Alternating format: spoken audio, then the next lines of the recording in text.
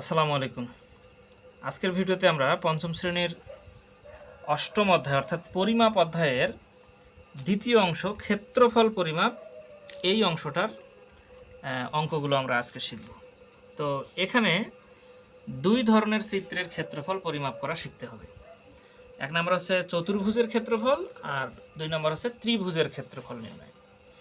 তো প্রথমে আমরা চতুর্ভুজ সম্পর্কে একটু জানার চেষ্টা করি। তো প্রথমে আমরা জানবো যে চতুর্ভুজ আসলে কাকে বলে। একটা খুব সহজ সংজ্ঞা আমি লিখে রাখছি। চারটি বাহু, চারটি কোণ এবং চারটি শীর্ষবিন্দু আছে এমন কোনো ক্ষেত্রকে চতুর্ভুজ বলে। আমরা সাধারণত পড়ে থাকি যে চারটি বাহু দ্বারা আবদ্ধ ক্ষেত্রকে চতুর্ভুজ বলে। যেভাবেই পড়ো না কেন দুটাই সঠিক। তো চতুর্ভুজের একটা চিত্র আমি আনুমানিক এঁকে রাখছি, দেখো ফ্রি হ্যান্ডে আঁকছি তাই একটু আঁকা বাঁকা হতে পারে। তাহলে এ বি সি ডি এটা একটা চতুর্ভুজ। তাহলে প্রথমে আমরা কি করব, চতুর্ভুজের সংজ্ঞাটা মুখস্থ করে নেব, এরপর চতুর্ভুজের একটা চিত্র আঁকাবো। চিত্রটা সুন্দর যেন হয় অবশ্যই অঙ্কনের ক্ষেত্রে। এবারে আসি চতুর্ভুজ আসলে কত প্রকার। ক্লাস 4-5 বইয়ে হয়তোবা এত বিস্তারিত বলা নাই, তবে চতুর্ভুজ আসলে হচ্ছে 6 প্রকার। আমাদেরকে এই 6 প্রকার নাম মুখস্থ রাখতে হবে। যদিও 6 প্রকারের ব্যাখ্যা ক্লাস 4-5 দরকার নাই, তবে অ্যাডভান্স কিছু জানার জন্য আমি আসলে 6 প্রকারের নাম লিখে রাখছি। হ্যাঁ, তাহলে এই 6 প্রকারের নামগুলো আমি একটু পড়ে শোনাচ্ছি। নাম্বার 1 সামান্তরিক, নাম্বার 2 আয়ত, 3 নম্বর হচ্ছে বর্গ, 4 নম্বর রম্বস, 5 নম্বর ট্রাপিজিয়াম এবং 6 নম্বর হচ্ছে ঘুড়ি। চতুর্ভুজ হচ্ছে এই মোট 6 প্রকার। তো আমরা প্রথমে এই নামগুলো সুন্দরভাবে মুখস্থ করে নেব, আর মুখস্থ করার ক্ষেত্রে অবশ্যই লিখে মুখস্থ করার চেষ্টা করবে। তো এবারে আসি আমরা এই চতুর্ভুজগুলোর একটু ব্যাখ্যা জানি। হ্যাঁ, সামান্তরিক, সামান্তরিক আসলে কাকে বলে। সামান্তরিকের ইংরেজি হচ্ছে প্যারালেলোগ্রাম। প্যারালেলোগ্রাম এই টার্মগুলো অবশ্যই তোমরা মুখস্থ করার চেষ্টা করবে, মানে বাংলাটার সাথে যেন ইংরেজিটাও জানা থাকে। হ্যাঁ, তাহলে আসি এবার দেখি যে চতুর্ভুজ সামান্তরিক আসলে কাকে বলে। সামান্তরিক হচ্ছে এক ধরনের চতুর্ভুজ, তবে এর বৈশিষ্ট্য অনুযায়ী এর সংজ্ঞাটা হবে। হ্যাঁ, যে চতুর্ভুজের বিপরীত বাহুদ্বয় পরস্পর সমান এবং সমান্তরাল। এই যে এই এ বি বাহুটার বিপরীত পাশে আছে হচ্ছে সিডি, তাহলে এর বিপরীত বাহু এটা। তাহলে এই বাহুর সাথে এই বাহু সমান এবং সমান্তরাল। আবার এ বি বাহুর সাথে এই বিসি বাহু সমান এবং সমান্তরাল। সমান কথার মানে হচ্ছে সমান, মানে দৈর্ঘ্যের দিক থেকে তারা সমান। হ্যাঁ, তবে সমান্তরাল কথার মানে কি? সমান্তরাল মানে হচ্ছে এই দুই বাহুর মাঝখানের যে দূরত্বটা আছে, এই দূরত্বটা সর্বদা সমান হলে তবেই তারা সমান্তরাল হবে। মানে দূরত্ব সমান হলে সমান্তরাল হয়। তাহলে যে চতুর্ভুজের বিপরীত বাহুদ্বয়, মানে এই বাহুর সাথে এই বাহু আর এই বাহুর সাথে এই বাহু, এই বিপরীত বাহুদ্বয় পরস্পর সমান হবে এবং সমান্তরাল হবে, এই রকম চতুর্ভুজের নামই হচ্ছে প্যারালেলোগ্রাম বা সামান্তরিক। কথা ক্লিয়ার? এই যে আমি এখানে একটা সুন্দর করে চিত্র দিয়ে রাখছি, এটা সুন্দরভাবে তোমরা অঙ্কন করে নেবা।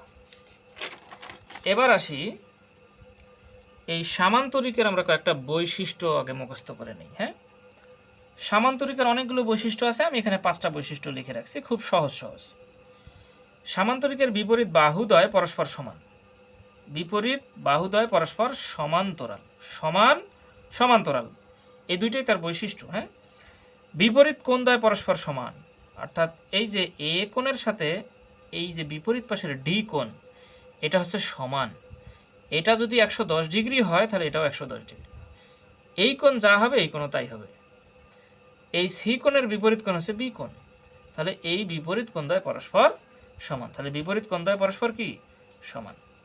সন্নিহিত কোণদ্বয়ের যোগফল 180 ডিগ্রি, বা এরা একে অপরের সম্পূরক কোণ। সন্নিহিত কোণ মানে হচ্ছে, সন্নিহিত কোণ মানে হচ্ছে এই যে পাশাপাশি দুইটা কোণ, এই কোণ দুইটা একে অপরের সন্নিহিত কোণ, এই কোণ দুইটা একে অপরের সন্নিহিত কোণ, এই কোণের সাথে এই কোণ একে অপরের সন্নিহিত কোণ। তাহলে এই সন্নিহিত কোণের যোগফল হবে 180 ডিগ্রি। এটা হচ্ছে সামান্তরিকের একটা অন্যতম বৈশিষ্ট্য, এটা অঙ্ক করার ক্ষেত্রে কাজে লাগে। এবারে আসি 4 নম্বর বৈশিষ্ট্য, দুঃখিত 5 নম্বর বৈশিষ্ট্য। সামান্তরিকের যে কর্ণ দুইটা আছে, এই যে সিডি একটা কর্ণ, আর এই দিকে আছে এ এবং ডি, এটা একটা কর্ণ। হ্যাঁ, বাহ, সুন্দরভাবে বাঁকা হলো। আচ্ছা হোক, তাহলে এই যে সিডি, সিবি এবং এডি, এই কর্ণদ্বয় পরস্পরকে সমদ্বিখণ্ডিত করে। এই যে এখানে সে ছেদ করলো না, তাহলে এই কর্ণের এই পাশের অর্ধেক আর এই পাশের অর্ধেক হচ্ছে সমান, মানে এরা সমদ্বিখণ্ডিত হয় একে অপরের দ্বারা।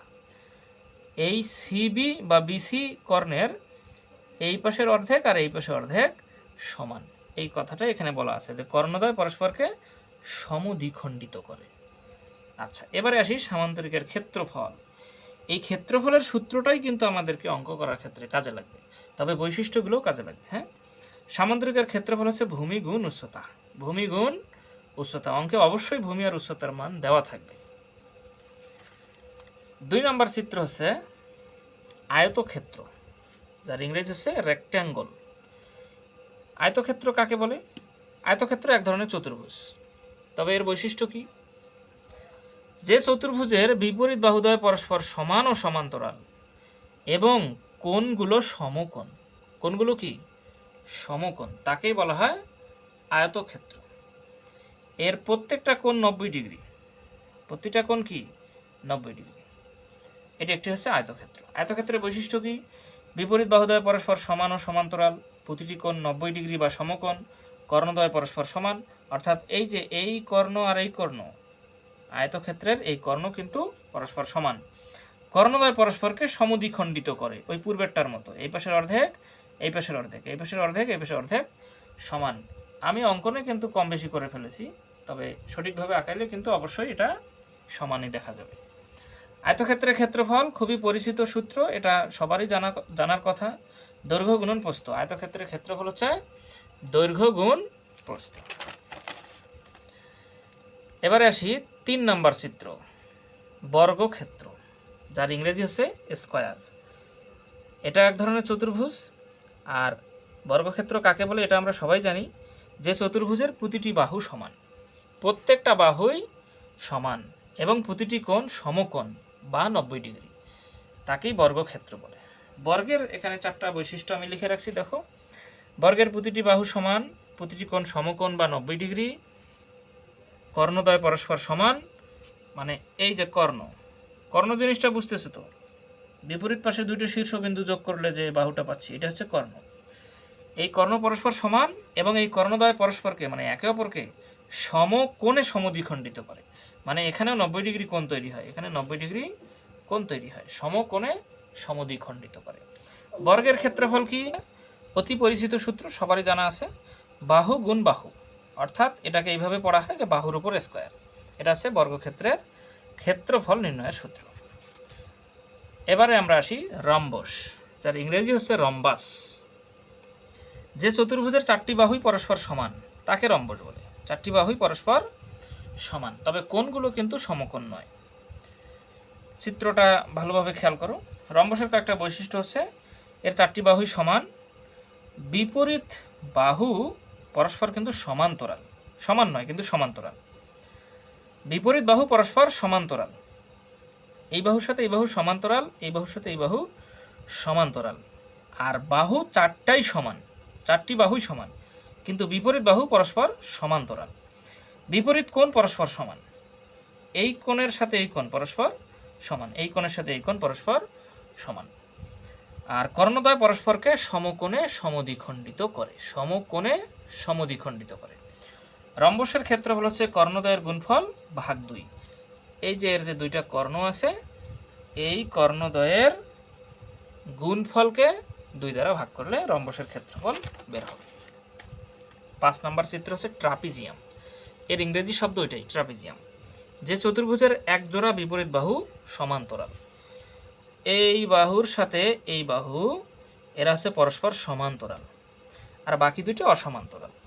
এরকম চতুর্ভুজকে আমরা বলি ট্রাপিজিয়াম। ট্রাপিজিয়ামের বৈশিষ্ট্য হচ্ছে, ট্রাপিজিয়ামের এক জোড়া বাহু সমান্তরাল, তবে অপর 2 বাহু অবশ্যই অসমান্তরাল। সন্নিহিত কোণের যোগফল 180 ডিগ্রি বা সম্পূরক এবং কর্ণদ্বয় অসমান, মানে এই যে কর্ণদ্বয়, এই কর্ণদ্বয় অসমান, একটা ছোট একটা বড়।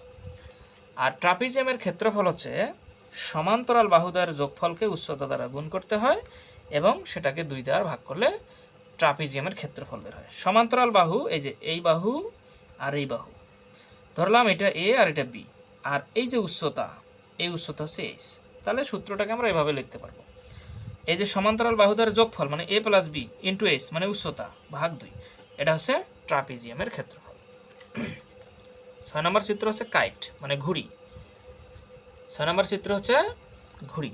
যে চতুর্ভুজের 2 জোড়া সন্নিহিত বাহু সমান, এই যে এক জোড়া, এই যে এক জোড়া, এরা সন্নিহিত বাহু মানে পাশাপাশি আছে, এই সন্নিহিত বাহু 2 জোড়া সমান, এরকম চিত্রকে বলা হচ্ছে ঘুড়ি। ঘুড়ির বৈশিষ্ট্য এখানে আমি 3টা বৈশিষ্ট্য লিখে রাখছি, দেখো 2 জোড়া সন্নিহিত বাহু সমান, এক জোড়া বিপরীত কোণ সমান, আর কর্ণদ্বয় পরস্পরকে সমকোণে সমদ্বিখণ্ডিত করে। ঘুড়ির ক্ষেত্রফল নির্ণয়ের 2টা সূত্র আছে, একটা হচ্ছে কর্ণদ্বয়ের গুণফলকে 2 দ্বারা ভাগ করলে ঘুড়ির ক্ষেত্রফল পাবো, অথবা ভূমি গুণ উচ্চতা। তো এই ঘুড়ি সম্পর্কে যেহেতু ক্লাস 4-5-এ কোনো আলোচনা করা নাই, তাই এটাকে তোমরা জাস্ট একটু মনে রাখবা, বাকিটা স্কিপ করলেও হবে, সমস্যা নেই। হ্যাঁ, আচ্ছা, এবারে আসি। তো 6 প্রকার চতুর্ভুজের মধ্যে আমাদেরকে এই মুহূর্তে মনে রাখতে হবে 5 ধরনের চতুর্ভুজ, অর্থাৎ সামান্তরিক, আয়ত, বর্গ, রম্বস এবং ট্রাপিজিয়াম। এর বৈশিষ্ট্যগুলো কাকে বলে এবং বিশেষ করে মনে রাখতে হবে হচ্ছে ক্ষেত্রফল, কেননা এই অধ্যায়ে আমরা ক্ষেত্রফলই পরিমাপ করব। হ্যাঁ, তাহলে আরেকবার মনে করিয়ে দেই যে সামান্তরিকের ক্ষেত্রফল হচ্ছে ভূমি গুণ উচ্চতা, আয়তের ক্ষেত্রফল দৈর্ঘ্য গুণ প্রস্থ, বর্গের ক্ষেত্রফল বাহু গুণ বাহু মানে বাহুর উপর স্কয়ার, রম্বসের ক্ষেত্রফল হচ্ছে কর্ণদ্বয়ের গুণফল ভাগ 2, আর ট্রাপিজিয়ামের ক্ষেত্রফল হচ্ছে এই যে সমান্তরাল বাহুদ্বয়ের যোগফল গুণ উচ্চতা ভাগ 2।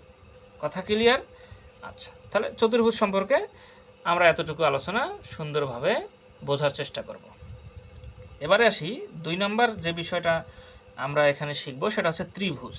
প্রথমে শিখলাম চতুর্ভুজ, এবার শিখব ত্রিভুজ। তো আমরা সবাই জানি যে 3টি বাহু দ্বারা আবদ্ধ কোনো চিত্র বা ক্ষেত্রকে আমরা ত্রিভুজ বলি। ত্রিভুজ বাহু ভেদে হয় 3 প্রকার: সমবাহু ত্রিভুজ, সমদ্বিবাহু ত্রিভুজ এবং বিষমবাহু ত্রিভুজ। সমবাহু মানে যে ত্রিভুজের 3টি বাহুই সমান, সমদ্বিবাহু মানে যার 2টি বাহু সমান, আর বিষমবাহু ত্রিভুজ মানে যার কোনো বাহুই সমান নয়, অর্থাৎ এক একটার মাপ এক এক রকম। আবার ত্রিভুজ কোণ ভেদে হয় 3 প্রকার: সমকোণী ত্রিভুজ, সূক্ষ্মকোণী ত্রিভুজ এবং স্থূলকোণী ত্রিভুজ। সমকোণী ত্রিভুজের একটা কোণ 90 ডিগ্রি হয়, সূক্ষ্মকোণী ত্রিভুজের প্রতিটি কোণ 90 ডিগ্রির ছোট হয়, আর স্থূলকোণী ত্রিভুজের একটি কোণ স্থূলকোণ অর্থাৎ 90 ডিগ্রির বড় হয়। ঠিক আছে? আচ্ছা, ত্রিভুজের অনেকগুলো বৈশিষ্ট্য আছে, এর মধ্যে আমি খুব পরিচিত 4টি বৈশিষ্ট্য লিখে রাখছি। দেখো, ত্রিভুজের 3টি বাহু থাকে, 3টি কোণ থাকে, 3টি শীর্ষবিন্দু থাকে, আর ত্রিভুজের এই 3 কোণের যোগফল 180 ডিগ্রি বা 2 সমকোণ হয়। ত্রিভুজের যে কোনো 2টি বাহুর যোগফল তার তৃতীয় বাহু অপেক্ষা বড় হয়। আর এই বৈশিষ্ট্যটাকে উল্টিয়ে আরেকটা বৈশিষ্ট্য করা যায়, সেটা হচ্ছে ত্রিভুজের যে কোনো 2 বাহুর অন্তর তৃতীয় বাহু অপেক্ষা ছোট। ঠিক আছে? আচ্ছা, এরপর খুবই গুরুত্বপূর্ণ একটা বৈশিষ্ট্য হচ্ছে ত্রিভুজের যে কোনো একটা বহিস্থ কোণ তার বিপরীত অন্তস্থ যে 2টি কোণ থাকে তার যোগফলের সমান হয়, তার সমষ্টির সমান হয়। বহিস্থ কোণ কীরকম দেখো, আমি যদি এই বিসি বাহুটাকে এই পাশে বর্ধিত করি, তাহলে এই যে বাহিরের পাশে দেখো একটা কোণ তৈরি হয়, এটা হচ্ছে এই ত্রিভুজের একটা বহিস্থ কোণ। এই বহিস্থ কোণটা বিপরীত পাশে বাকি যে 2টা থাকলো, এই 2টাকে বলা হবে এই বহিস্থ কোণের বিপরীত অন্তস্থ কোণ, মানে এই যে ত্রিভুজের ভিতরের কোণ। হ্যাঁ, এই 2টার যোগফল এর সমান হবে। এই বৈশিষ্ট্যটা এটাই বলা আছে যে এই যে বহিস্থ কোণটা এই বিপরীত পাশের অন্তস্থ কোণ 2টার যোগফলের সমান হবে। এই বৈশিষ্ট্যটা বিশেষভাবে মনে রাখতে হবে। আর ত্রিভুজের ক্ষেত্রফল হচ্ছে ভূমি গুণ উচ্চতা ভাগ 2। ত্রিভুজের ক্ষেত্রফল হচ্ছে ভূমি গুণ উচ্চতা ভাগ 2। তো এই দ্বিতীয় অংশের অর্থাৎ তোমাদের পরিমাপ অধ্যায়ের দ্বিতীয় অংশের প্রাথমিক আলোচনা এতটুকুই। এরপরে আমরা এই ক্ষেত্রফল সম্পর্কিত যে কথাগুলো আছে মানে সূত্রগুলো আছে এগুলো ভালোভাবে আয়ত্ত করার পর আমরা অনুশীলনের অঙ্ক করব। ঠিক আছে? তো সবাই ভালো থাকো, সুস্থ থাকো। আজকের মতো এখানেই বিদায় নিচ্ছি। আসসালামু আলাইকুম।